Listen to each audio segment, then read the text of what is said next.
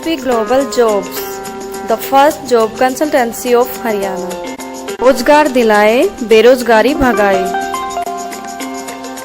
कल रात मधुविहार और धक्का बस्ती राजीव नगर में भाजपा प्रत्याशी लक्ष्मण यादव का जोरदार स्वागत किया गया। जनसभा में मोहल्ले के प्रबल समाजसेवकों ने लक्ष्मण यादव का माला पहनाकर स्वागत किया। दोनों ही मोहल्ले में काफी संख्या मोहल्लेवासी उपस्थित थे। लक्ष्मण यादव ने क्या कहा, पेश है रिपोर्ट।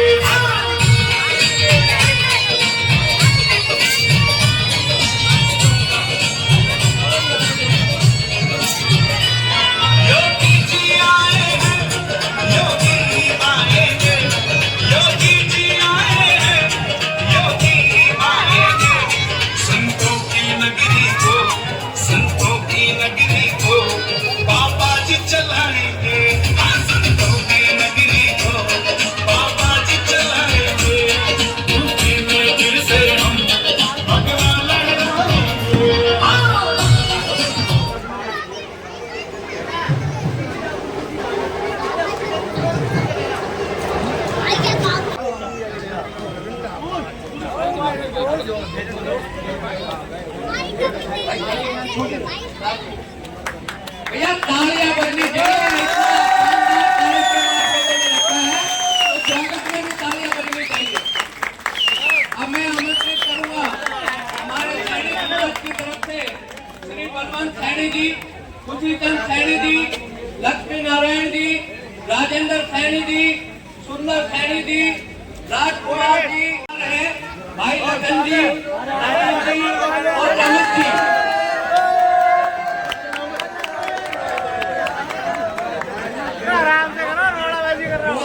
युवा का इशारा मांग रहा है आजकल।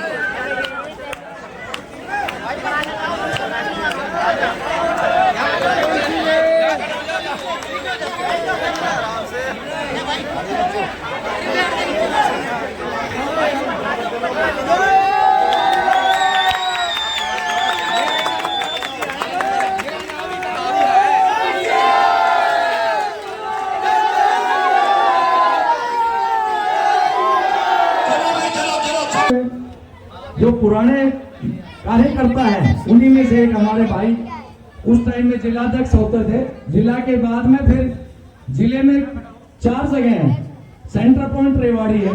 अब चाहे वो किसी जगह लड़वा दे, लेकिन रेवाड़ी के बासिंदा रेवाड़ी के हैं। अब मैं बहुत आपके प्यारे और सबके दुलारे भाई लक्ष्मण सिंह यादव इतने भारी उसमें ये वार्ड नंबर 4 और 5 की विधायक जी आपके सामने पब्लिक खड़ी है और ये आपको आश्वासन दिला रही है बिना कहे। और ये सारी जो जनसभा है इसमें आपको ये नजर आ जाएगा वार्ड नंबर 4 और 5 आपके लिए कितना महत्वपूर्ण है और आपके कितने साथ है। और आपके प्यारे विधायक जी को मैं आमंत्रित करता हूं, भाई लक्ष्मण सिंह यादव। भाई साइड में हो जाओ ना बैठो।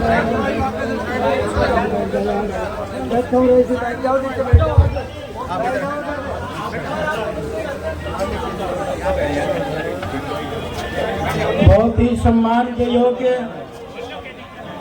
हमारे मधु विहार और आसपास से आए हुए आदरणीय बुजुर्गों, माताओं, बहनों और प्यारे बच्चों, नौजवान साथियों, मंच पे विराजमान भाई विजय राव जी, ओम प्रकाश सैनी जी, नरेंद्र शर्मा जी, हमारे मोहन तिवारी जी, हमारे मंडल के अध्यक्ष भाई दीपक मंगला जी, भाई प्रेम, हमारे प्रधान जी प्रेम शर्मा जी,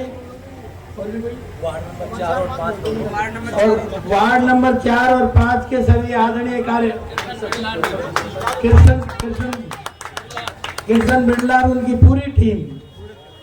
पूरी टीम हाँ लक्ष्मी भी हाँ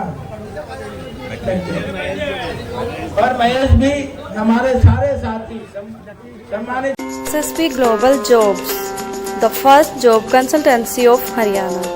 रोजगार दिलाए, बेरोजगारी भगाए। साथियों और भाई रघुनाथ जी भी हमारे जयपुर से आए हैं हमारी मदद करने। इससे आपको अंदाजा हो गया होगा हमारा परिवार कहाँ तक फैला हुआ है, फैला हुआ है कि नहीं। तो आप सब लोगों ने इतना, मैं तो नुक्कड़ सभा करने आया था, आपने जनसभा बना दिया इसको, तो इसलिए बधाई देता हूँ आप सब लोगों को। अब पूरी रेवाड़ी, गांव हो, गली हो, शहर हो, नगर हो, पूरी रेवाड़ी अब परिवर्तन का मूड बना चुकी है। पूरी रेवाड़ी अब अंगड़ाई ले चुकी है, क्योंकि 50 साल से कम नहीं होते, 50 साल, 3 पीढ़ियां बदल गई, लेकिन रेवाड़ी का भाग्य नहीं बदला। 3 पीढ़ियों में आपने देखा किस तरह से इस रेवाड़ी का बेहाल करा है। अब परिवर्तन का समय है कि नहीं है? भाई उकारे भरोगे तो मैं ठीक से बोलूंगा, नहीं तो मैं समझूंगा कोई सुन ही नहीं रहा। तो परिवर्तन का मूड है कि नहीं है? लेकिन तुम्हारी शक्ति को कप्तान एंड पार्टी ने आपकी शक्ति तो ली, लेकिन अपने स्वार्थ सिद्धि में लगाने का काम किया। क्या कि नहीं किया? क्योंकि नहरें गई तो भी उसके खेत तक, नौकरियां गई तो भी उसके रिश्तेदारों तक। मैं दामाद को लगाया, भतीजे को लगाया, बुआ को लगाया, फूफे को लगाया, साले को लगाया, कोई छोटा ही नहीं रिश्तेदार। और भाई कोई बाहर का लगा होगा तो पर्ची और खर्ची से लगा होगा। तो तुम्हारी दी हुई ताकत उन्हें स्वार्थ सिद्धि में लगाई। उसके बाद एक रिश्तेदार के यहाँ से ये जो एक्सीडेंटल बाईपास है, ये भी रिश्तेदार को लाभ पहुंचाने के लिए रोज एक्सीडेंट होते हैं कि नहीं होते? अगर रिश्तेदार का नुकसान नहीं हो, लोग मरे तो मरे। और इसके साथ साथ इन्होंने जो इंस्टीट्यूशन खोले हैं वो भी केवल कमाई के लिए खोले। गवर्नमेंट के खोलते तो कुछ लोग फ्री में तो पढ़ते कि नहीं? ये कहता मैंने यूनिवर्सिटी बना दी। मैंने कहा ना यूनिवर्सिटी कहाँ बना दी? ये तो हुड्डा साहब ने रोहतक वाले उरे लगाने थे, इसलिए ये बन गई, बनी कि नहीं? लेकिन मैंने कहा आपका नेतृत्व तो कमजोर था। हमने तो आपने देखा एम्स में कि जमीनें जो किसानों की ली, उसका हमने तो एम्स संघर्ष समिति और हमारे नेताओं ने मिलकर मुख्यमंत्री को कहा तक हमारे यहाँ से लोग विस्थापित नहीं होने चाहिए, स्थापित रहे। तो उनको जमीन के बदले प्लॉट भी दिए और जमीन का पैसा भी दिया। और